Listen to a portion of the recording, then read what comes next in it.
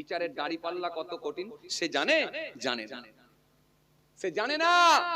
জানলে ওই পদে আর থাকতো না, কারণ বিচারের দাড়ি পাল্লা মাপকাঠি যে কত কঠিন সে জানে না। কিতাবের মধ্যে পাওয়া যায় অবিচারকারী যদি বিচারক হয় কিয়ামতের ময়দানে আল্লাহ আগুনের পোশাক পরিয়ে দেবে, আগুনের পোশাক, তাদের গোশতগুলো গলে টসকে টসকে জমিনের উপরে পড়বে। আর আমাদের সমাজে লোক হাইরে হাই বিচার করতে যাচ্ছে। আমাদের সমাজে কিছু মানুষ বেরিয়েছে দেখবেন, এরা হলো সমাজের নেতা, যা কথা বলে দেখবেন সব বলে মিথ্যা। এরা হলো সমাজের নেতা, যা কথা বলে দেখবেন সব বলে মিথ্যা। এদের চেহারা ভালো, এদের ড্রেস ভালো, এদের গলার আওয়াজ ভালো, মানুষকে দেয় প্রতিশ্রুতি, কাছে গিয়ে দেখবেন লোকগুলো নয় খাঁটি। মানুষকে দেয় প্রতিশ্রুতি, কাছে গিয়ে দেখবেন লোকগুলো নয় খাঁটি। আমানতে খেয়ানত করে, অঙ্গীকার করলে ভঙ্গ করে, আর কথায় কথায় মিথ্যা বলে। আছে না? কথাই কথাই মিথ্যা বলে। ইলেকশনের আগে এসে কত রকমের প্রতিশ্রুতি দেবে দেখবেন। ইলেকশনের আগে আসবে যখন এলাকায় এসে প্রতিশ্রুতি দিয়ে যাবে, ভাই সকল পুকুরের পাড় দিয়ে দেয়া হবে, ভাই সকল এলাকায় টিউকল করে দেয়া হবে, ভাই সকল কাঁচা বাড়ি আর থাকবে না, সব পাকা বাড়ি করে দেয়া হবে। ইলেকশনের আগে এসে কত রকমের ওয়াদা, আর ইলেকশনে মিটে গেলে পাবে না আর দেখা, আর নেই ওয়াদা, পাবে না আর দেখা। সমাজে এমন কিছু নেতা আছে না, এদের সম্পর্কে আল্লাহ কোরআনের মধ্যে জানিয়ে দিয়েছেন। কোরআনের মধ্যে আল্লাহ সুন্দর করে বলেছেন, ওয়া ইযা লাকুল্লাযীনা আমানু ক্বালু আমান্না ওয়া ইযা খালাউ ইলা শায়াতিনহিম ক্বালু ইন্না মা'আকুম ইন্নামা নাহনু মুস্তাহজিউন। এই মানুষগুলো মানুষকে প্রতিশ্রুতি দিয়ে যায়, কিন্তু বাবাজি আমার ভাইরা কথা রাখবে না। সমাজে এমন কিছু মানুষ আছে দেখবেন, এরা যখন বিচারের জায়গায় যাবে মুখ দেখে বিচার করে। গরিবের জন্য আলাদা বিচার, বড় লোকের জন্য আলাদা বিচার, গরিবের জন্য আলাদা বিচার, বড় লোকের জন্য আলাদা বিচার। ও বাবাজি পয়সা দিলে আলাদা বিচার, পয়সা যদি না দিতে পারে তার জন্য হয়ে যায় আলাদা বিচার। এরা আবার মাঝে মাঝে দেখবেন মুমিনদের কাছে গিয়ে হাতে হাতে মুসাফা করে, বুকে বুকে আলিঙ্গন করবে জুম্মার দিনে, আর আওয়াজ দিয়ে বলবে আমরা তোমাদের দিকেই আছি চাচা। আবার মাঝে মাঝে মাঝে মাঝে দেখবেন যখন ওরা দেখবেন, মাঝে মাঝে দেখবেন মূর্তির সামনে গিয়ে মাথাটা নত করে দিয়ে হাত জোড় করে তাদের কাছে গিয়ে মূর্তির সামনে গিয়ে হাতটা নত, হাতটা জড়ো করে মনের কথা মূর্তিকেও জানিয়ে দেয়, সেলফি তুলে ছবি তুলে পাঠিয়ে দেয়। মাঝে মাঝে দেখবেন মূর্তির সামনে গিয়ে ফেতে কাটতে যায়। সমাজে এমন কিছু নেতা আছে না নাই? মানে ওই দিকেও আছে এই দিকেও আছে। এরা আবার মাঝে মাঝে মাইক্রোফোন ধরবে, ধরে বলবে ভাই সকল, ভাই সকল ধর্ম যার যার, উৎসব কিন্তু তার, উৎসব কিন্তু সবার। ধর্ম যার যার, উৎসব কিন্তু সবার। ধর্ম যার যার, উৎসব কিন্তু সবার সবার।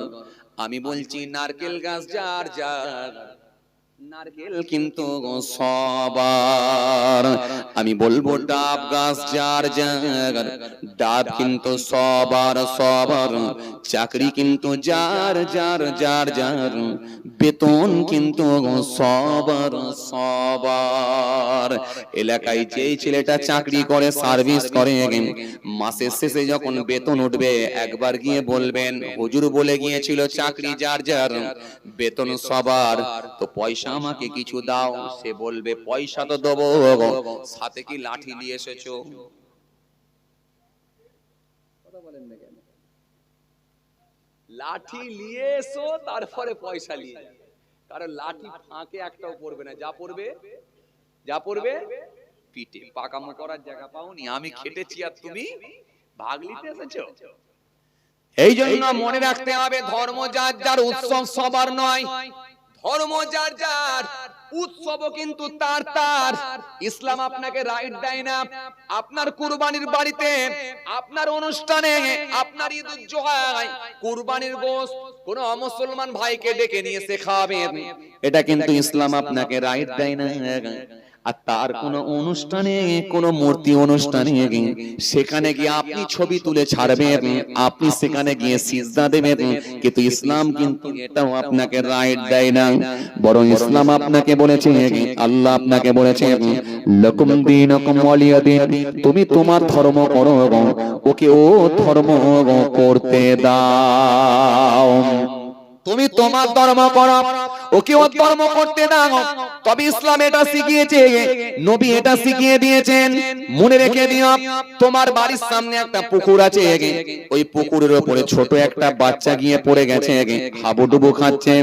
তুমি একজন মুসলমান, কিন্তু তোমার কাছে ওই বাচ্চাটা মুসলমান না হিন্দু না খ্রিস্টান এটা দেখার দরকার নাই, পরিচয় হলো সে একজন মানুষ। যদি তোমার ক্ষমতা থাকে বাচ্চাটাকে তুলে নিয়ে এসো, উদ্ধার করো, উদ্ধার করো, উদ্ধার করো।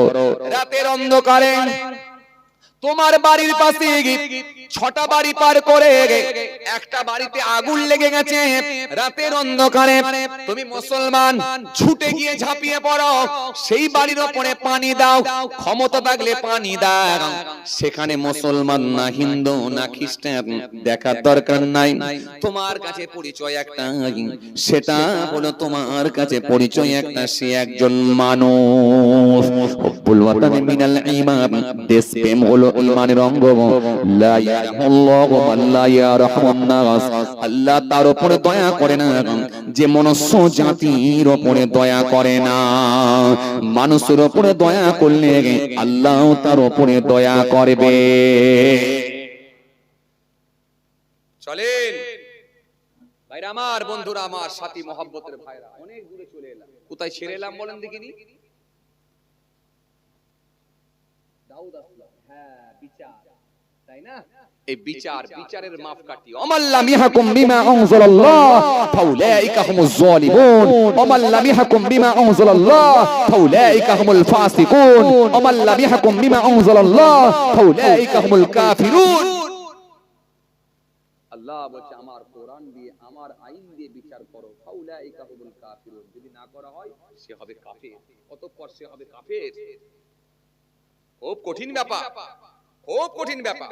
বিচারের মাপকাঠি যদি আপনি সমান না রাখতে পারেন, বড় লোকের জন্য যদি আলাদা, গরিবের জন্য যদি আলাদা হয়ে যায়, অবস্থা খুব খারাপ, অবস্থা খুব খারাপ। আপনি বড় ভাই, কিন্তু আপনার বাপ বেঁচে নেই, ছোট ভাইয়ের সঙ্গে প্রতারণা করেছেন, দুবাইয়ে কাজে পাঠিয়েছিলেন ছোট ভাইটাকে, 5 বছর খালি টাকা দিয়ে গেছে, তার টাকায় আপনি ধনসম্পদ, বড় বাড়ি করেছেন, গাড়ি কিনেছেন। একটা সময় ছোট ভাই যখন বাড়িতে এসেছে, সমস্ত জায়গা জমি সব নিজের নামে রেকর্ড করে ছোট ভাইকে সই করতে বাধ্য করেছেন। এলাকার নেতা মন্ত্রী, এলাকার নেতাদেরকে, এলাকার রাজনীতির নেতাদেরকে কাজে লাগিয়ে দিয়ে সব জায়গা নিজের নামে রেকর্ড করে তখন ওই ছোট ভাইকে বলেছেন সই করে দাও। ছোট ভাইকে নিঃস্ব বানিয়ে দিয়েছিলেন। মনে রেখে দিও, এই মাপকাঠি কিন্তু যদি ঠিক না রাখতে পারেন, আল্লাহর দরবারে 100% গ্রেফতার হবেন। আপনি হজ করে এলেও গ্রেফতার হবেন। বান্দার হক মেরে দিলে আল্লাহ তাকে ছাড়বেন। আল্লাহর হক, বান্দার হক। আল্লাহর হক যদি নষ্ট করে কেউ মারা যায়, আল্লাহ ইচ্ছা করলে তাকে মাফ করতেও পারেন, কিংবা আযাব দিয়েও মাফ করতে পারেন, সেটা আল্লাহর মাশিয়াত, আল্লাহর ইচ্ছা। কিন্তু মনে রাখবেন, পানের দোকানে 2000 টাকা ধার খেয়ে যদি মরে যায়, ইচ্ছাকৃতভাবে যদি শোধ না করে, মনে রাখবেন বাবাজি আমার ভাইরা, ওই বান্দা যদি মাফ না করে, আল্লাহ তাকে মাফ করবে না। রাজনীতির ঝান্ডা আপনার হাতে আছে বলে, রাজ ক্ষমতাকে কাজে লাগিয়ে দিয়ে আপনার বাড়ির সামনে একটা গরিবের বাড়ি ছিল বলে 3 ফুট জায়গা দখল করে নিয়ে পিলার মেরে বাড়ি করে নিয়েছেন।